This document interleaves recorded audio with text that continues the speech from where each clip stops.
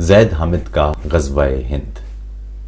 سب سے پہلے تو یہ سمجھ لیجئے کہ میں نے کبھی کسی ایک فرد سے متعلق بات نہیں کی، نہ ہی میری کبھی کوئی لڑائی ذاتی ہوتی ہے یا کسی بھی جگہ پر کوئی ذاتی اناد مجھ سے کسی بھی شے کے بارے میں لکھواتا ہے سوائے جھوٹ سے نفرت کے۔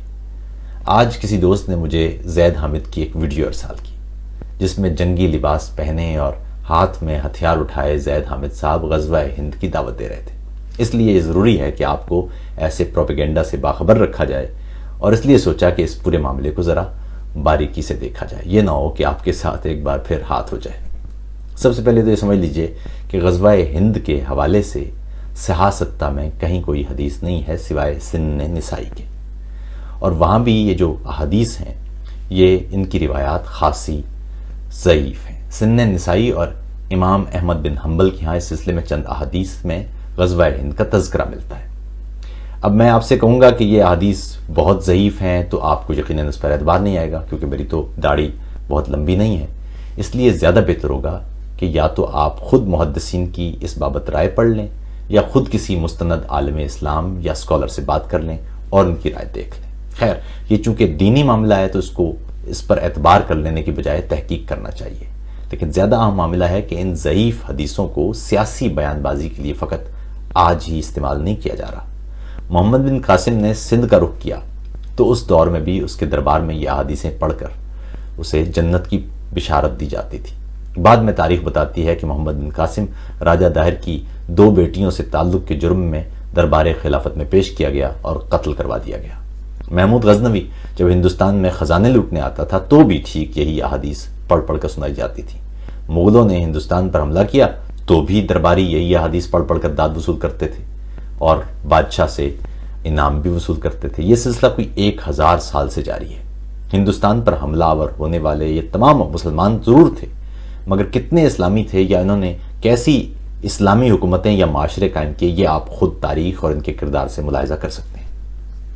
زید حامد کے کردار سے ہم سب واقف ہیں اور اس کی فوج سے قربت سے بھی، اور یہ صرف زید حامد ہی نہیں، اس وقت پاکستان میں میڈیا پروپیگنڈا اور قوم کا پیسہ استعمال کر کے قوم کو بیوقوف بنانے کے لیے ایسے کئی افراد بھرتی ہیں۔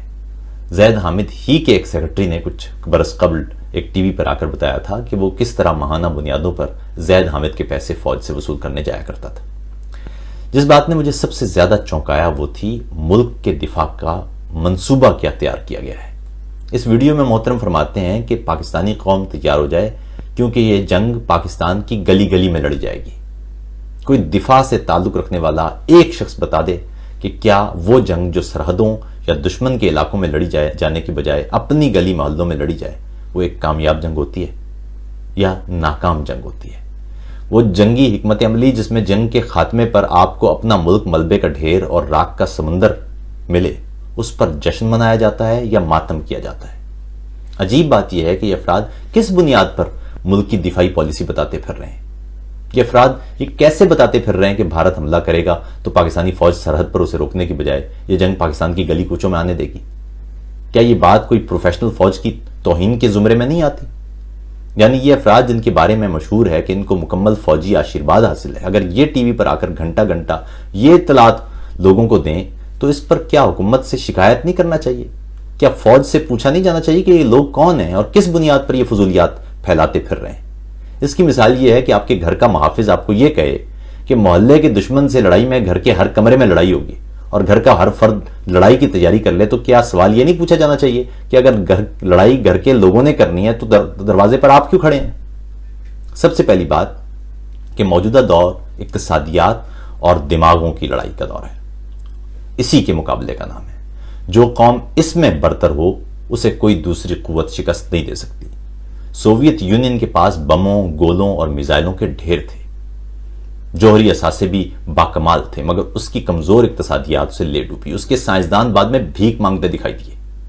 خود سے سوال پوچھئے کہ جو قوم اقتصادیات، تعلیم، صحت، معیار زندگی کے میدانوں میں جیت نہیں سکتی، اس نے کسی دوسرے میدان میں کیا خاک جیتنا ہے؟ ہماری حالت یہ ہے کہ 70 برس سے ہمیں سکھایا جاتا رہا ہے کہ ملک کے تمام سولین ادارے برباد ہیں، اقتصادیات تباہ حال ہے، مگر دفاع مضبوط ہاتھوں میں ہے۔ دشمن کے حملے کا خوف ملک چھن جانے کا خوف، جوہری بم ختم کروا دینے کا خوف، عالمی سازش کا خوف، کون کون سے خوف کے سائے تلے رہ کر ہم سے کہا گیا کہ ساری توجہ دفاع پر ہونا چاہیے۔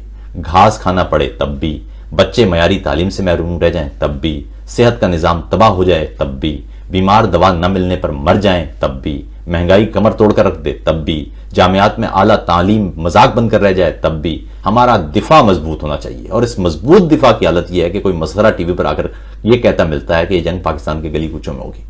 اور یہ پہلا موقع نہیں، ٹھیک یہی بات 80 کی دہائی کے آخر میں بھارت کے ساتھ تناؤ پیدا ہونے پر جنرل اسلم بیگ نے بھی کہی تھی۔ اگر لڑائی قوم نے گلی گلی میں ہی لڑنی ہے تو پھر پورے ملک کے تمام شعبے دفاع پر قربان کرنے کی ضرورت کیا تھی؟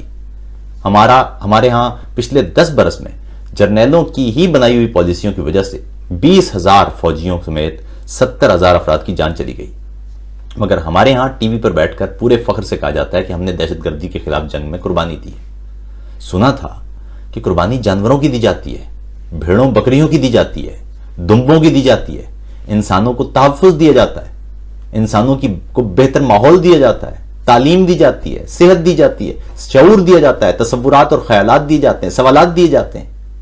یہاں مگر قربانی دی جاتی ہے۔ کیا آپ نے آج کے دور میں کسی بھی مہذب ملک کے کسی لیڈر سے ایسا کوئی جملہ سنا ہے؟ فرض کیجئے نا کہ امریکہ کا صدر ٹی وی پر آ کر بولے کہ 9/11 میں ہم نے دہشت گردی کے خلاف جنگ میں 3,000 امریکیوں کی قربانی دی ہے، یا دہشت گردی کے خلاف جنگ میں ہم نے امریکی فوجی قربان کیے ہیں۔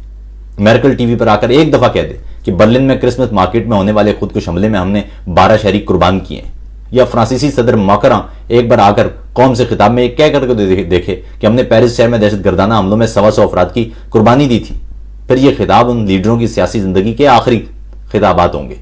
زید حامد اور اس طرز کے دیگر دفاعی تجزیہ کار اصل میں وہ پروپیگنڈا کے ماحول کے کارندے ہیں۔ غزوہ ہند اگر کوئی ہے تو وہ کوئی ایسی قوم نہیں لڑ سکتی جہاں انصاف کے لیے لوگ عدالتوں کے دروازے پکڑے کھڑے ہوں، جہاں لوگ بھوک سے اپنے بچے بیچتے نظر آئیں، جہاں اسپتالوں میں لوگ علاج کے پیسے نہ ہونے پر جان دے رہے ہوں، جہاں آپریشن تھیٹر بجلی نہ ہونے پر بند ہوں، جہاں بچے ٹاٹ پر بیٹھ کر تعلیم حاصل کر رہے ہوں، جہاں ججوں کی ویڈیوز نکلتی ہوں، جہاں جرنیل ریٹائرمنٹ کے بعد دوسرے ملکوں میں رہنا پسند کرتے ہوں، جہاں سیاست دانوں کی واحد منشا اپنے سرمایہ میں اضافہ ہو، جہاں زندگی کے ہر شعبے میں انسانی کردار منافقت، جھوٹ، فریب اور ریاکاری سے عبارت ہو۔ جنگیں صرف وہ قومیں جیت سکتی ہیں جن کے کردار ان کی سچائی سے عبارت ہوں۔ یاد رکھیے کہ اگر زندگی کے بنیادی شعبوں میں آپ ایک خاص حد سے اوپر گئے تو پھر آپ خود بخود یہ قوت بھی حاصل کر لیں گے اور اس حد پر پہنچ جائیں گے جہاں کوئی بیرونی قوت آپ سے آپ کی تہذیب چھیننے کی کوشش کرے تو آپ اسے ایک مضبوط رد عمل دکھا پائیں گے، اتنا مضبوط کہ آئندہ کوئی اس طرف آنے کا سوچ بھی نہیں سکے گا۔ جنگیں گلی محلوں میں لڑی جائیں تو وہ خانہ جنگی کہلاتی ہیں، غزوہ ہند نہیں۔ جنگ جیتنی ہے تو یہ جو میرے پیچھے تصویر ہے اس میں بھی ایک جنگ ہے، یہ جیت کے دکھائیں۔